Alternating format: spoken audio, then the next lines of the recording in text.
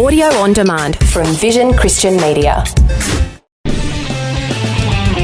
History Makers with Matt Prater. Coming off of drugs, you're going to have emotional problems, but I kept chasing after God. And he's using this vehicle to bring people out of that dark into the light. And I went forward and I knelt at the front, and it was a radical conversion experience. And that's where the big change happened, and that's where we decided we're going to use our music for God, we're going to change our songs.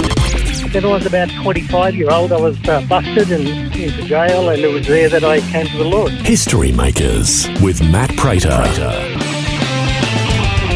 Hi and welcome to History Makers. I'm Matt Prater. Today our guest host is Grace Buckman. Today we're chatting with Amy Hayes, founder of Raising Amazing Kids and the author of How I Raised 8 Amazing Kids in Spite of Myself. She's got a beautiful story of God's provision and plan for her life, and looking forward to hearing more about it today. So welcome to History Makers, Amy. Thank you. Thanks for having me. My absolute pleasure. First of all, I would absolutely love for you to tell me a bit about your background. Where were you born and raised? Well, originally I was born in Huntington, West Virginia, but I've spent the last 39 years in the Dallas, Texas area, and then just recently moved to Ohio with my youngest son. I know you've got quite a big family. Do you still live with a lot of them today, or are they around the same area as you in Ohio? Oh, my children, my 8 children, they're all grown. The 5 oldest daughters have families of their own. And then I have a son who's single, 28, a daughter who's 24 that's single. She lives overseas. My son still lives in the Dallas area, but I have a daughter in North Carolina, a daughter in Tennessee, a daughter in Arkansas, a couple in Texas. So they're all scattered about. Oh, beautiful. It must be nice to see them all, everything you've gone through and being able to raise the children for them, then to also be able to go on and do the same thing. But love to know as well, so what's your story? How did you come to know Jesus? What does that look like for you over your life? Well, I was raised in the Catholic Church, very devout Catholic family. Went to 12 years of Catholic school. I was the good girl. I always wanted to, follow the rules and not get in trouble and not rock the boat. My parents were really good people, and they did the best they could, as we all do with our kids. Sent us to private school, gave us, all private music lessons. My parents were musicians, and tried to give us the things they thought that would help prepare us for adulthood. And then I got married right after high school. I told you I was the good girl, always trying to follow the rules and everything. And then when I got to my high school graduation, I didn't know at the time, but I was being good and following the rules because I thought it would get me what I wanted, which was what we all want. We all want to be loved and feel like we have value, right? So I just kind of realized, I've been doing what I'm supposed to do all these years, and what has it gotten me? And I went through this rebellion. I refused to go to my high school graduation, and I was the salutatorian. I was supposed to give a speech, but I ended up going. But I refused to do my senior piano recital, and I refused to go to college, even though I was really smart, and I knew my parents expected that. And I got married instead, and so I kind of started out my adult life, on the wrong foot. And then I had a daughter within the first year of marriage. And so parenting became my life really fast. And it wasn't until, I guess, about 14 years later that I had a radical encounter with the Lord. It was actually in the middle of my second marriage. So I've been married and divorced 3 times. So my first marriage ended in divorce. I had an affair. I got pregnant, and I ended up, moving in with my lover. It was a mess. And at that point in my life, it was like I was making up my own rules at that point, because in the Catholic Church, the way I understood God was that if you did the right things and you followed the rules, then you were in good graces with God. And it was kind of like a credit debit system, where if you get checks for good things and dings for bad things. And so I knew deep in my heart that there was nothing I could do to atone for all the mistakes I'd made.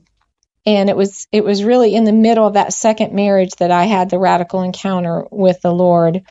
And honestly, that's really probably what ended that marriage, because my second husband he was a drug addict. He ended in and out of prison. He was arrested, and I was left with 3 small children. One of them, I was pregnant with my first son when he was arrested.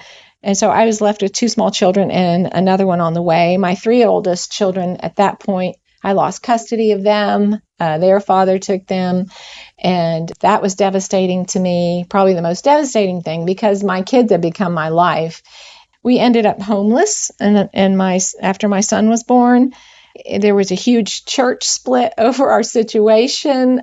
When I got saved, all hell broke loose. I hear people say they get saved and, everything is great and everything turns around, and it just wasn't that way for me. And so, I was homeless for a while. I ended up having to leave the church I got saved in because of this whole uproar over my situation. It was really difficult time for me. Well, then shortly after that, I met my supposed to be my wonderful Christian husband. And we ended up getting married about a year later. And then that turned out to be an extremely abusive situation. So things got even worse, to the point that my third husband had me thrown in jail, and even told the children to get used to it because I might be there a while. He was actually hauled off in handcuffs by the police at gunpoint because he was out of control. So, this was like the bottom for me. I was at rock bottom. But it was at that point, here I was left with 5 kids at home because I'd had 2 more with my third husband. My youngest son had special needs, and I was just numb. I honestly was numb. And so I didn't know what I was going to do. And I just kind of put on a happy face for the sake of the kids and just try to act like everything was fine. And about 2 weeks into it, I had a moment to myself, which was rare. I remember sitting down at the top of the stairs, and I just said, Lord, I put my hands in my head in my hands, and I said, Lord, you put me in this house. Now, what am I going to do? Because I had no money, no income, no job, no idea what I was going to do. I'd been a stay-at-home mom. I was homeschooling. My youngest son had special needs. My family was my full-time job. And I didn't know what I was going to do. I heard the audible voice of God at that point. It was like my life completely fell apart. I was at a point where I had no idea what to do to put things back together, because I was always, picking up the pieces and putting things back together and making things work for my kids and making sure they had what they needed. And I just couldn't do it anymore. I was like, I don't know what I'm doing. I obviously don't know what I'm doing, because look at my life. And so I'm like, Lord, what am I going to do? What do you want me to do? And I heard the Lord say 6 words that changed my life forever and made meaning out of my incredibly dysfunctional life. But he said, I want you to mentor parents. And I literally looked up to see who was in the room. It was that audible. And I thought, oh, wait, I just asked the Lord a question. That must have been him answering me. And I said, well, Lord, that's great. I've always been interested in parenting. Obviously, I had 8 children, and I'd taken some classes and read some books that had really helped me. But I said, who's going to listen to me? I mean, look at my life. I'm on the verge of a 3rd divorce. Nothing about my life is credible. And that's when the Lord said, yeah, but look at your kids, Amy. And it was true. My kids seemed to know something about life that I didn't. And my oldest daughter at that time was, I think she was probably in graduate school and mid-20s or so. I watched my kids, it just seemed like they were passing me up, like they had a handle on this thing. They knew what they were doing with their life. Life made sense to them. And it took me a while to figure out what that was, actually about 10 years. But, ever since then, that's been my passion, is to understand true scriptural parenting and to impart that to the church, because the church is really struggling in that area. And I know one of the stats you talk about on your website is that 60 to 80% of children raised in Christian homes are leaving the church as young adults. And that was certainly a part of my journey, but I love that you and there are people out there who really see this as an issue and are doing something about it, helping mentor parents to raise up their children in the faith and using scripture and God's guidance for that as well. So that's incredible.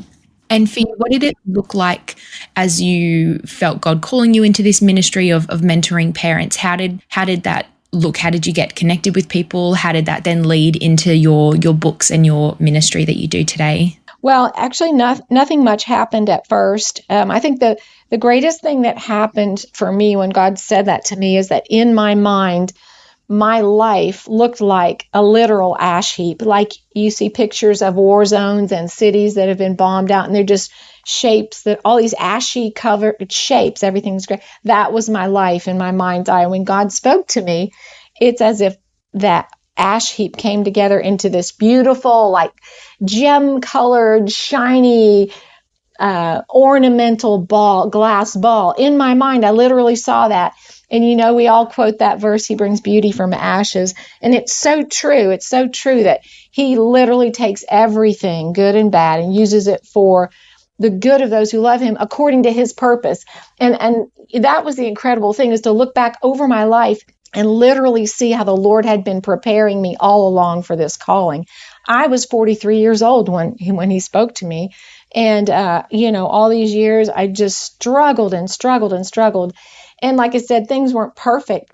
But I began to, I didn't get any details from God. And a lot of times that's the way it is. And I thought, well, I need to write a book. If I'm going to talk to people about, what I do with my kids, I need to write a book.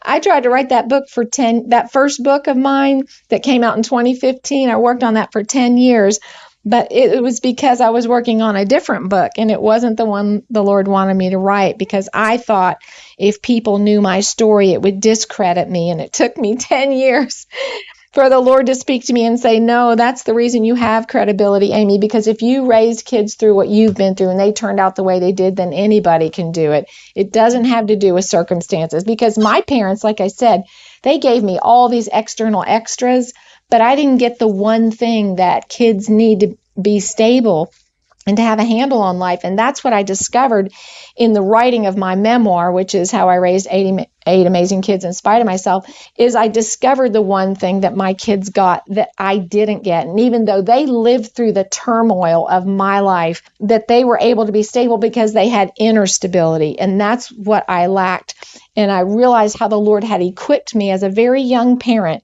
before I ever knew Him. It was one of the moments in my life that I looked back and I said, that's what happened, because I had just given birth to my first daughter, and I literally felt this something download into me. And I just thought every new mom got it, it was my first child. And it was this knowing, it was just this inner knowing of what she needed from me. And so in that first book, I talk about that, what that one thing was I gave my kids, because about 6 years ago, through another personal experience with some of my grandkids, I just cried out to the Lord and I said, Lord, I don't know why Christians have such a distorted view of parenting with this heavy-handed, authoritarian, my way or the highway kind of controlling way of parenting, to the point that I didn't want anything to do with the church. And it wasn't till really 2017, and the Lord spoke to me, and I said, Lord, what am I going to do? And the Lord said, I want you to write a book for the church.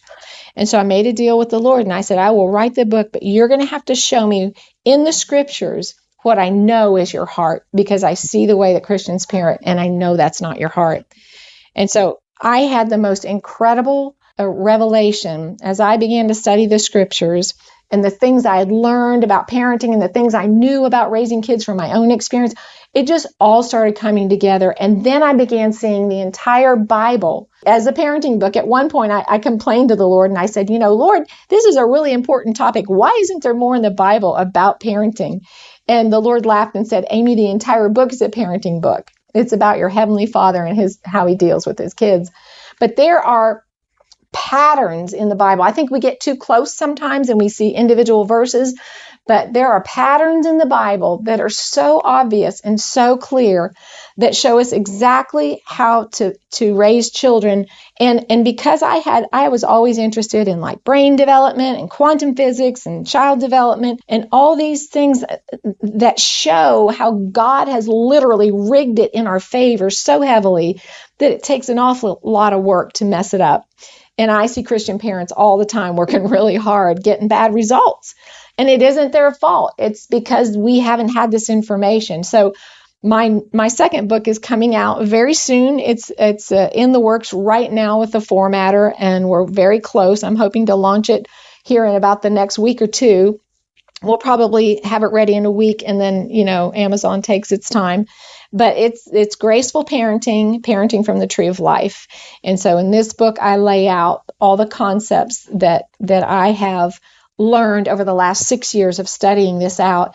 And I've also been teaching in my workshops and courses and seeing the results. So I know it's not just theory, but this actually is viable, and families see turnaround so fast. It's incredible. Awesome. Well, that's so cool. And definitely looking forward to the Graceful Parenting book coming out as well. So thank you so much for coming on History Makers today and just being able to share your story, share your experience with parenting, how the Lord has brought you into your ministry and really shaped the way that you can now go and mentor and help other parents in raising children too. So I reckon you're a history maker. Appreciate you coming on to share, and looking forward to hearing and reading more about your book, Amy. Great. Thank you so much, Grace. It's been my pleasure. If you'd like to hear this conversation again, listen online anytime at historymakersradio.com. There you'll also find links to all of our social media channels, and you can subscribe to our iTunes podcast. History Makers is a faith-based ministry, and we want to thank everyone for their generous support. If you've got a suggestion of anyone we should interview, send us an email, info@historymakersradio.com. God bless. I'm Matt Prater, and my challenge to you now is to go and make history.